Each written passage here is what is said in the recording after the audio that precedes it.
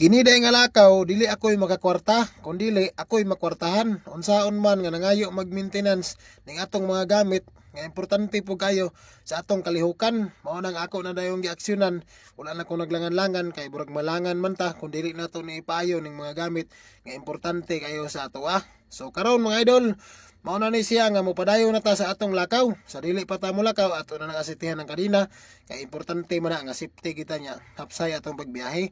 Karon mosakay na ta sa atong kinakusgang motor nga Rose. Tauran po nato sa atong kinakusgan nga Ray-Ban para dili kayo halap atong pananaw sa kadalanan kay sula mo kong adlaw karon. So karon pas over na ta kay magbiyahe na ta. So kanay nga lugar mao pa ni ang among barangay.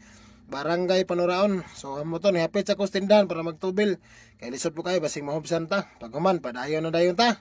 Larga na po walay paglangay-langay mao ni among kauban. Tara unara sila. Nya karon mo na hinay lang ta kay pertira bagyon dangugan ning dalan diri sa mao nya ako na lang pong i-flex ni mga dagko kay nga bardawon diri ah. Mao ning mga bardawon nga nakalangay sa moa sa una panahon nga ting-ulan di gini kumpiyansa ni among dalan.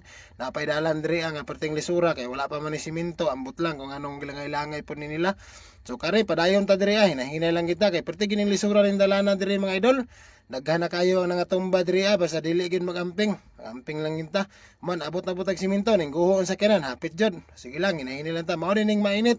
Daghan kay naingon nga nangatik daw ko sa video kay bibo daw ni dire tanaw daw niya bibo ba wala namang gani gay tao mingaw na jud kayo ugan na kayo ang tubig na nadi sa lugot ning agi.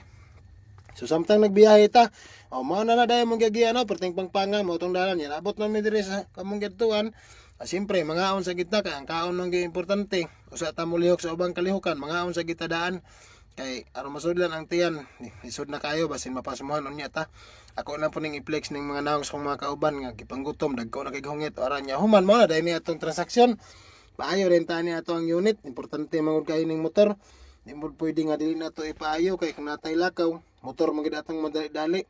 Pasalamat na po kani akong asawa nga sportive po gayo pagkaman mao na atong likita bayad na dayon ko diri na gid mahibalan kung pila gyud bisan inani ra ni akong motor mga idol pero makabayad-bayad mo po dahi tag mga gid maintenance man ditso na po ko diri sa akong gikuhaan sa akong cellphone akong gipatawrag tempered kay basin unjang mabuak balisod kay dili ta kapalit og naglisod pa gyud og tao dandig tao diri kay ambot nga nung dugay niya na plaster niya pas karabang mahala nakulbaan siya kay basin siya daw ang makabayad may nalang gani kay na okay ra nalipay ra pud siya. Sige lang ana man gid na ma'am haylag ka balaka ma'am dili man pud distrikto imong mga customer buutan ra man pud pero balaka gid siya kay kung dili mao pagkataod siya gid unya ang makabayad.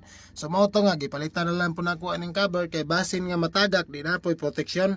So karon mga idol sayang kay akong cover na pabiya dito yung taon ng sticker. So karon mao na ang nyulog sa tong cellphone pagkahuman kining walay bisyo kaon mo gid ang kalipay so snack na puta diri pagkahuman na mo pang snack diha ako na din gipayo ang ako ang relo kay may nalang ba di puta malipat sa oras ba kay karon nata sa bukid sige tag trabaho di tanaw na tos tong kamot na ara atong relo makita na to ang oras kung tingkaon na ba ana ba basta mo tang inadlawan mo sige mo gitag tanaw oras so karon kay human na so uton automatic dayon pagkahuman mao na ni akong video nang uli na mi palit na mig sudan para mabalon makakaon ang nabilin sa balay. Salamat kayo sa pagtanaw sa video mga idol.